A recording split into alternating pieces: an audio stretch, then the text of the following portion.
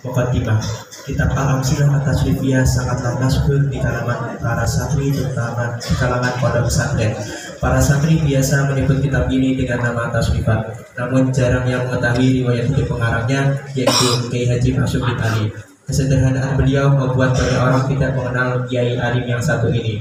Ulama yang juga pengasuh pondok di desa sebelah, Kecamatan Diwek, Kabupaten Jombang inilah sang mu'alif atau pengarang kitab yang menjadi rujukan hampir setiap pondok pesantren, bahkan sampai mancanegara. Saking masyhurnya, kitab ini mempunyai julukan Tasrifan Jombang. Kitab ini membuat ilmu syaraf yang terasa begitu rumit bisa menjadi mudah.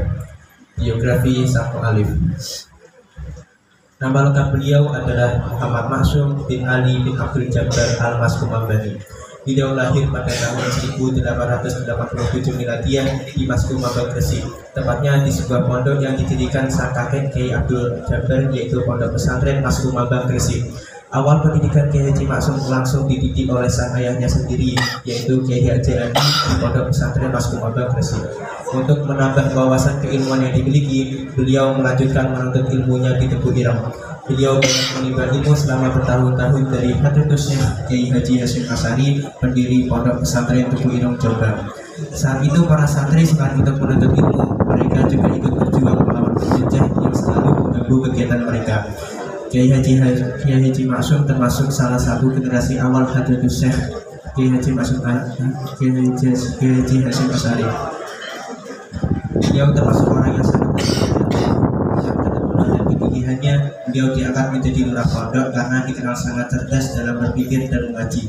Kepintarannya dalam segala ilmu, terutama di bidang hisab, ilmu falak, syaraf, dan gramatika Arab, membuat Hadratus Syekh kagum dan tertarik, sehingga beliau dinikahkan oleh Nyai Khairiyah Hasyim yang merupakan putri Hadratus Syekh. Pasangan Kiai Haji Maksum Ali dengan Nyai Khairiyah Hasyim dikaruniai 6 keturunan. Namun atas kehendak Allah yang hidup sampai dewasa hanya 2 putri, yakni Nyai Abida Maksum dan Nyai Jamilah Maksum. Adapun putra-putri yang lainnya wafat pada usia balita. Adapun yang meneruskan perjuangan dengan Kiai Haji Maksum Ali untuk pengasuh pondok adalah santrinya yang bernama Mahfuz Anwar, yang dipersunting dengan putrinya yang bernama Nyai Abida. Setelah lama mengabdi di Teguh Ireng, beliau berhijrah ke dusun sebelah yang berada 300 meter sebelah barat Teguh Ireng. Kala itu masyarakatnya masih banyak yang melakukan kemungkaran seperti warga Teguh Ireng di masa Melihat kondisi ini, Kiai Haji Maksum merasa terpanggil untuk menyadarkan masyarakat setempat dan mengenalkan Islam secara perlahan. Setelah melalui perjuangan yang begitu keras, akhirnya membuahkan hasil. Maka pada tahun 1913 Miladiah, ketika usia beliau baru 26 tahun, beliau mendirikan sebuah rumah sederhana yang terbuat dari bambu yang berkembang menjadi pondok dan masjid dan berkembang cukup pesat. Meski sudah berhasil mendirikan pondok, tetapi Kiai Haji Maksum tetap istiqomah mengajar di Teguh Ireng membantu Hadratus Syekh menjadi santri.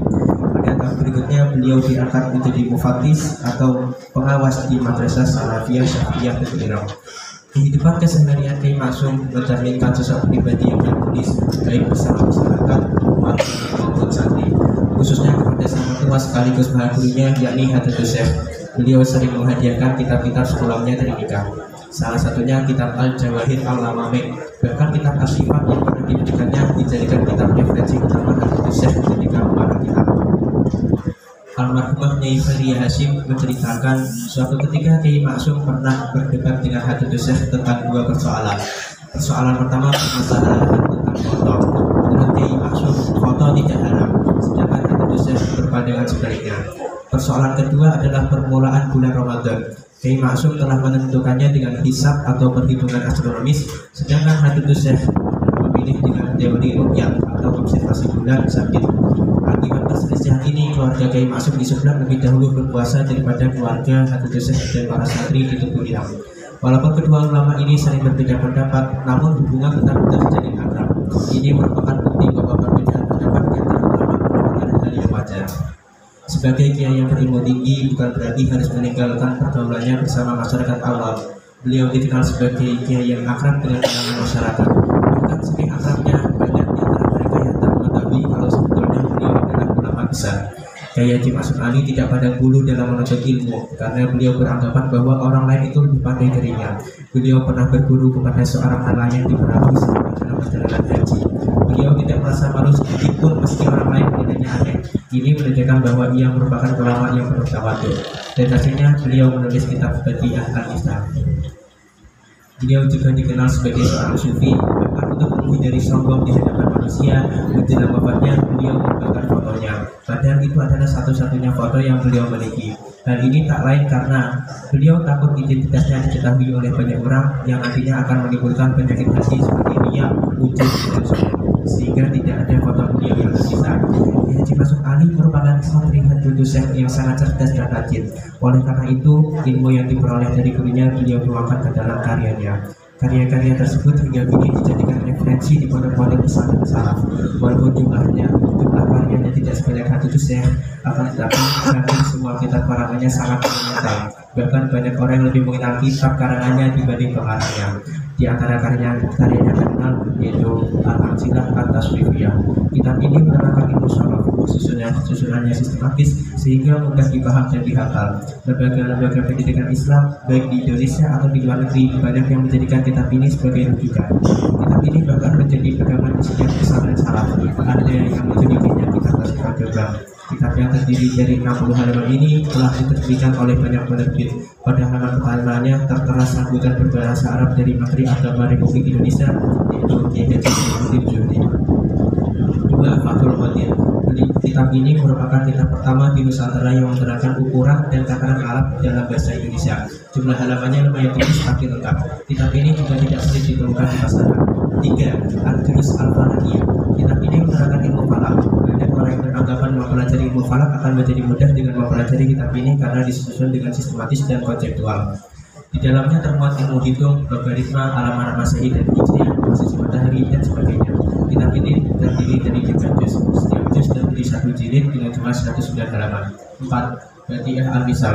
Kitab ini juga menerangkan perihal ilmu falak. Beliau berpatokan bahwa yang menjadi pusat perhatian alam semesta bukanlah matahari sebagaimana di hari yang datang kemudian, melainkan bumi. Sedangkan matahari, planet, dan bintang yang jumlahnya demikian banyak berjalan mengelilingi bumi.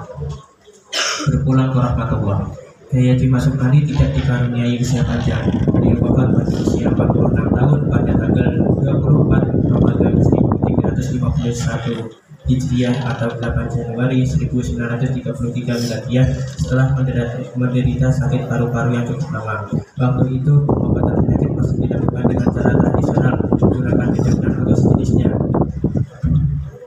sehingga penyakitnya tidak mudah sembuh. Wafatnya Kiai Haji Mas'ud Ali merupakan musibah besar terutama bagi santri Teguh Ireng karena beliaulah satu-satunya ulama yang menjadi referensi dalam segala bidang keilmuan setelah Hadudus hingga kini belum ada seorang ulama pun yang mampu menggantikannya. Keistimewaan kitab Al-Amsilah At-Tasrifiyah.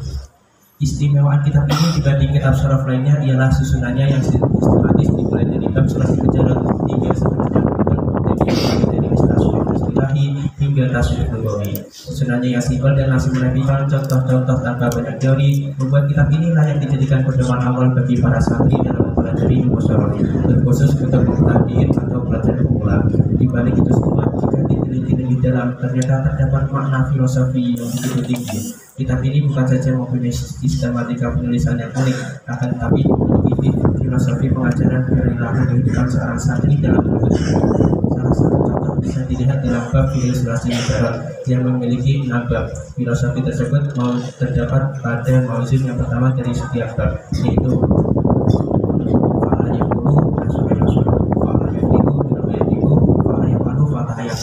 fa'ila yaf'alu alima ya'lamu fa'ula yaf'ilu hasuna yasunu dan fa'ila yaf'ilu hasiba yasibu. Dari keenam mauzun tersebut kita mengambil filosofi kehidupan seorang santri yang sedang menuntut ilmu, di mana setiap seorang santri pada awalnya akan melalui tahap pertama, yaitu melalui tahap nasyara, yakni sebuah tahap pertolongan. Karena seorang santri yang baru memulai pelajaran mengaji akan sangat membutuhkan pertolongan yang mesti dibantu dan dibimbing agar menemukan kemudahan serta mendapatkan keringanan dalam memahami proses menuntut ilmu.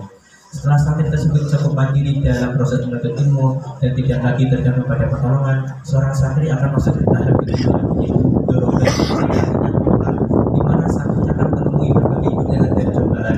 Ia akan berhadapan dengan masa-masa sulit yang bagaikan pukulan. Masa ini akan sangat genting terhadap karena kesabaran dan keistiqomahan akan diuji. Apabila seseorang santri menyerah dalam tahap ini, maka bisa jadi ia gagal dalam menuntut ilmunya. Namun apabila Apabila ia mampu melewatinya dengan baik dan sabar, maka ia akan masuk pada tahap ketiga, yaitu Fatahah, yang artinya terbuka.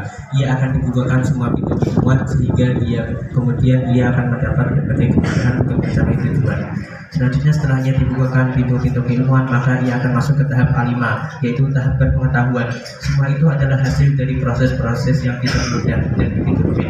Namun begitulah santri, apabila sudah bersungguh-sungguh maka akan mendapatkan apa yang telah dia cita-citakan. Namun berilmu bukan berarti akhir dari proses seorang santri. Justru seorang santri yang sudah berilmu harus bisa masuk ke tahap hasunah, yakni tahap memperbaiki atau memperbagus kehidupan dengan mengamalkan apa yang telah ia pelajari dan membiasakannya dalam kehidupan sehari-hari. Apabila sudah berilmu dan terbiasa mengamalkannya, maka tidak boleh menjadi orang yang angkuh dan sombong, sebab ilmu dan amal hanya bisa nampak kesuciannya apabila dimiliki oleh orang-orang yang memiliki akal mulia. Oleh karena itu, seorang santri pasti akan masuk pada tahap yang terakhir, yaitu hasibah, yakni tahap di mana seorang santri harus melakukan banyak perhitungan akan dirinya sendiri dengan bermuhasabah dan mengintrospeksi diri. Apakah dirinya sudah pantas menjadi seorang santri? Apakah dirinya sudah dapat dijadikan sebagai contoh di masyarakat? Sudah dapat menggunakan mana perbuatan yang baik dan buruk?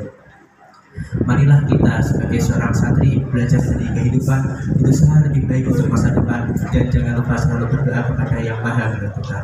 Itulah biografi Kiai Haji Maksudin Ali Jombang. Semoga dengan pembacaan biografi tadi kita bisa mengambil manfaatnya. Amin.